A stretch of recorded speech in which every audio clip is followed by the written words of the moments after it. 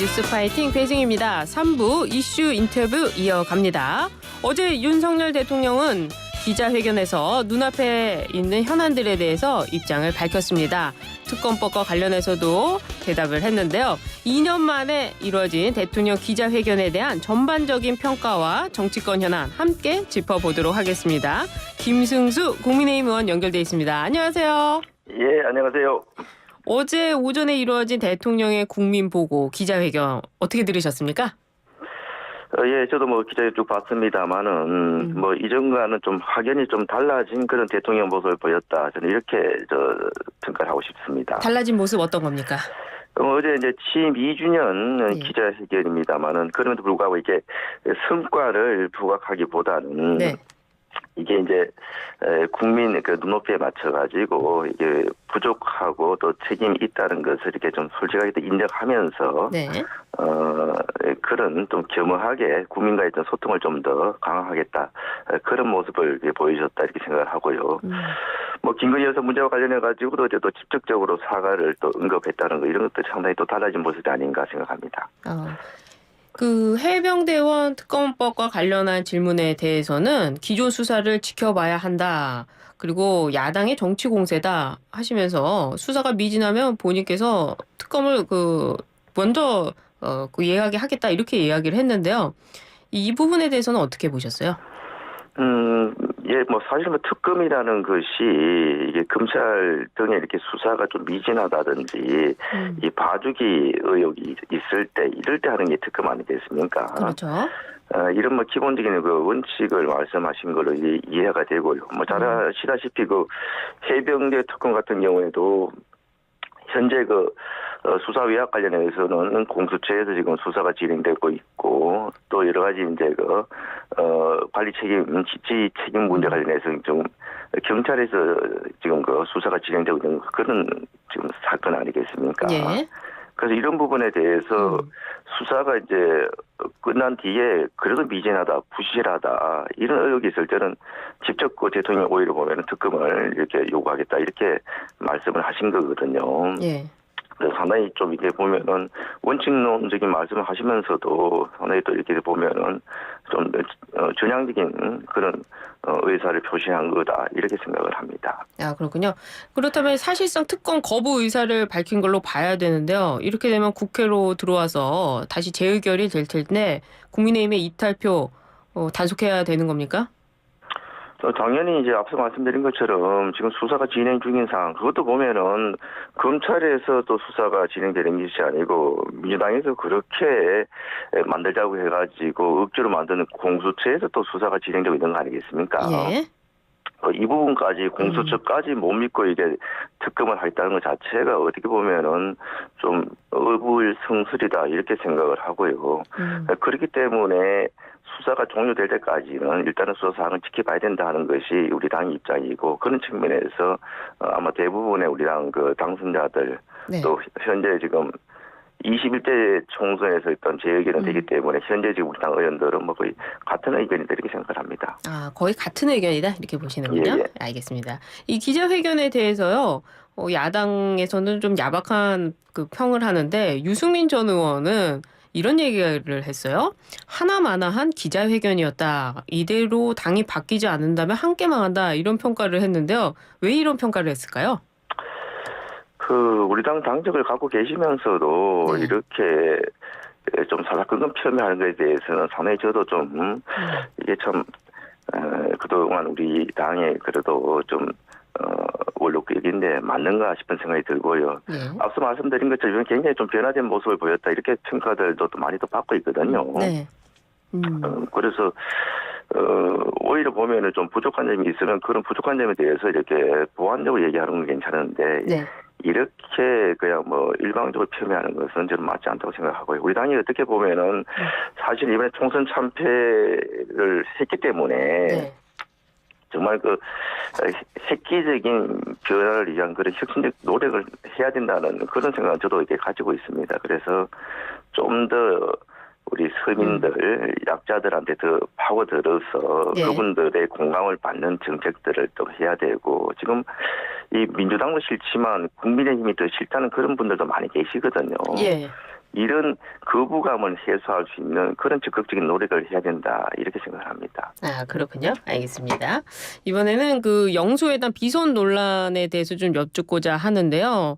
뭐 언론 인터뷰를 통해 가지고 영수회담 물밑 조율이 있었다. 그 여당 일각에서는 윤 대통령이 탈당해야 된다 이런 비판글도 올라오는 모양새인데요.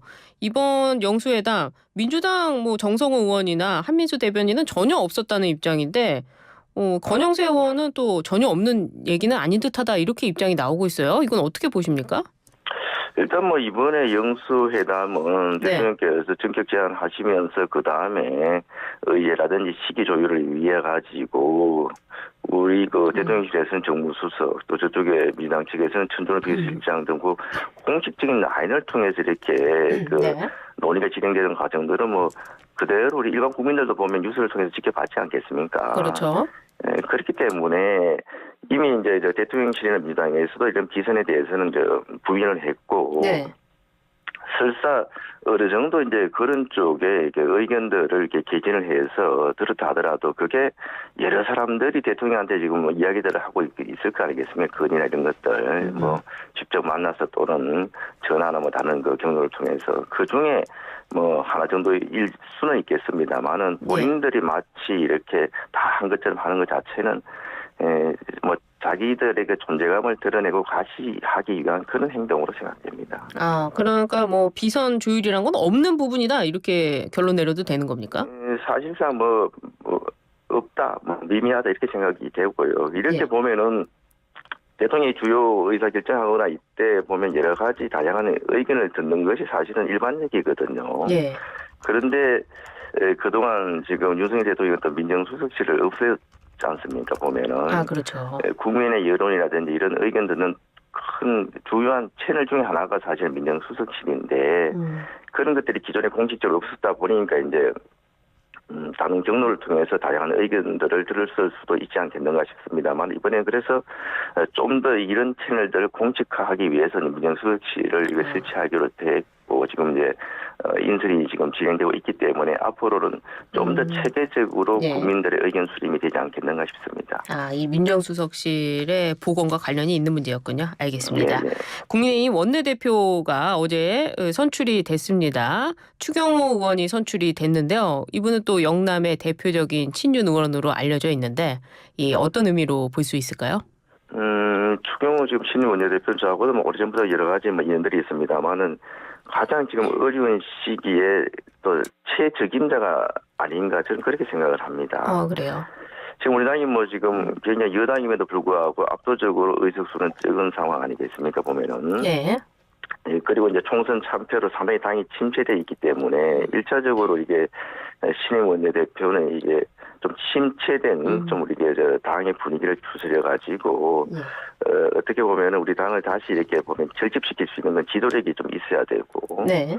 또 수적으로 절대적인 열세인 상황에서 거대 야당과 이렇게 여러 가지 협상을 해야 되기 때문에 그런 협상 그 역량 또 예. 그런 그 전략적인 그런 그 지혜 뭐 이런 것들이 필요한데 추 원내대표는 기존에 이제 이번 21대 국회에서 우리 또 수석 부대표도 했었고 또 국무조직실장 또 경제부총리 막 여러 가지 어떻게 보면 중요한 그런 그 정력을 가지고 있기 때문에 그런 협상 전략 또 그런 그 전투력에 있어서도 상당히 저는 갖췄다 이렇게 생각을 하고 있고요.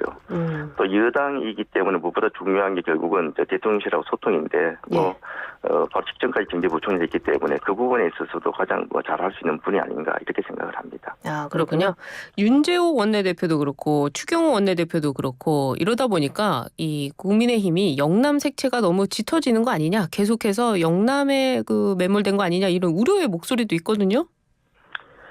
지금 뭐 우리 당에 지금 그 절대적으로 많은 비중을 차지하고 있는 의원들이 영남권 의원이기 때문에 네. 또 그 영남권 의원 중에 사실은 역량과 또 경력을 갖추신 분들도 많이 계시거든요. 그렇죠. 예. 지금 수적으로 적은 상태에서 보면은 가장 특정 자리의 원내대표라든지 이런데 최적임자, 그 가장 역할을 잘할 수 있는 사람을 그 자리에 보내는 것이 저는 더 중요하다고 생각하지. 네. 그게 뭐 어느 지역별로 뭐 아니면 다른 무슨 그 출신별로 이렇게 지금 따질 그런 계제가 아니다 이렇게 생각을 합니다. 아, 역량의 문제이지 출신의 문제가 아니다. 이런 말씀이시네요. 알겠습니다. 이번에 연금 개혁에 대해 여쭙겠습니다. 21대 연금 개혁 결국 무산이 됐습니다. 국회 연금개혁특위 야당 간사인 김성주 의원은 무산 책임은 윤 대통령에 있다 이렇게 발언을 했는데요. 이거 어떻게 보십니까? 민주당이 그런 이야기할 입장이 아니죠 보면은 사실은 네. 문재인 정부 5년 동안 연금 개혁뿐만 아니고 우리 대한민국의 미래를 위한 그런 개혁 노력 전혀 안 했던 정부가 민주당 정부 아니겠습니까? 그런데 이제 윤석열 정부 와서는 바로 이제 국회 연금 개혁 특위 만들어 가지고 지금 아주 심도 있게 논의가 진행되어 왔지 않습니까? 그리고 최종 합의까지는 이르지 못했습니다만은. 일단은 그 보험 요율을 현재 9%에서 13%로 올리는 데 대해서 뭐 일단은 여야 간에 합의가 된 상태고 문제는 이제 소득 대체율 얼마나 돌려받느냐 하는 부분인데 그게 이제 약간씩 지금 여야가 양보를 해서 민주당이 45%, 우리 국민의힘이 43%까지 그러니까 한 2% 차이로 지금 근접했거든요. 충분히 이 부분은 조율이 될 수 있는 부분이고 그래서 아직까지 21대 국회가 남아 있는데 21대 국회 내에서도 가능성이 전혀 없다 할 수도 없고요. 안 된다 하더라도 우리 윤석열 정부 임기 내에서는 연금 개혁이 이렇게 그래도 성과가 나올 걸로 생각을 하고 있습니다. 그렇군요. 알겠습니다.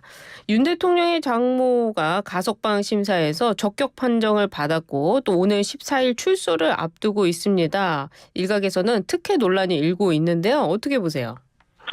저는 법 앞에는 뭐 만인들이 다 이게 어떻게 보면 공평한 공정한 대우를 받아야 된다 이렇게 생각을 하고 있고요. 그렇지만 또 그렇다고 해서 이게 역차별도 받아서는 안 된다고 생각을 하고 있거든요. 지금 대통령도 장모 최 씨와 관련해 가지고는 지금 가석방 심사에서 이게 민간인들이 더 심사위원회 민간인들의 숫자가 더 많거든요. 그렇군요. 거기서 이제 만장일치로 직접 판정을 받았어요. 그리고 이게 보면은 아주 큰 특혜도 아니고 이제 한 2개월 정도 이렇게 형기를 좀 줄여서 석방되는 부분이거든요. 그렇군요. 그리고 이제 이런 가석방률이 굉장히 높아지기 시작했던 것이 문재인 정부 때 박범계 법무부 장관 시절에 그때 이제 법무부 장관이 가석방률을 높여야 된다는 그런 주장을 했었고 그 이후로 굉장히 지금 가석방률이 높아지고 있는 그런 상태입니다. 그렇기 때문에 이 부분은 뭐 거기에 따라서 이게 공정하게 이렇게 판단하는 부분이지 특혜라고는 저는 생각지 않습니다. 그렇군요. 알겠습니다. 더불어민주당과 조국혁신당은요. 검찰개혁 3법을 예고했습니다. 박성재 법무부 장관은요. 근거 없는 검찰에 대한 악마화와 비방이 젊은 검사들의 사기를 떨어뜨린다 하고 말하기도 했는데요. 이 검찰개혁 아직도 끝난 게 아닙니까? 지금 뭐 계속 야당에서는 금수완박을 하겠다. 이게 보면은 어떻게 보면 그 검찰에 손발을 묶겠다는 그런 그 주장이거든요.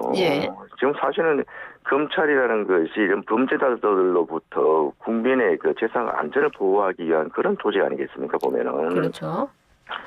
이런 조직을 손발을 묶어가지고 역할을 못하도록 만들겠다는 건 결국은 이 범죄자들이 날뛰는 세상을 만들겠다는 그런 거 아니겠습니까?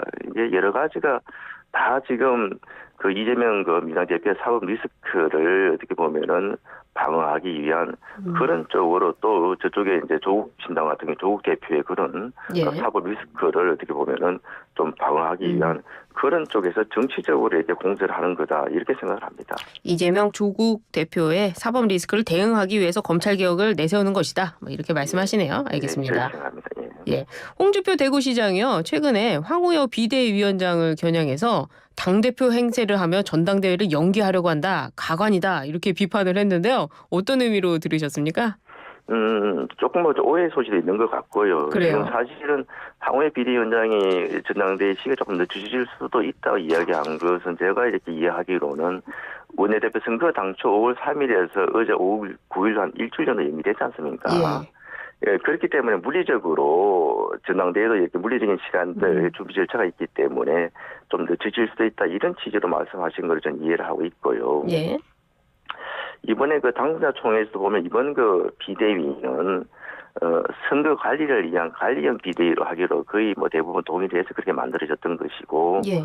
또 그래서 지금 현재 비대위의 가장 큰 주요 이제 기능은 다음 전당대회를 관리하는 그런 기능을 해야 된다. 저는 그렇게 생각을 하고 있고 또 전당대회도 저는 가급적이면 빨리 해야 된다는 것이 우리가 정부 여당 아니겠습니까 보면은 예. 그렇기 때문에 빨리 당도 전당대회를 통해서 제대로 된 지도부를 빨리 만들어서 조직을 정비시키고 안정시키고 또 그를 통해서 당정 간의 긴밀한 협의를 통해서 윤석열 정부의 국정과제를 지금 3년차 이제 들었었지 않겠습니까? 굉장히 소통감 있게 예.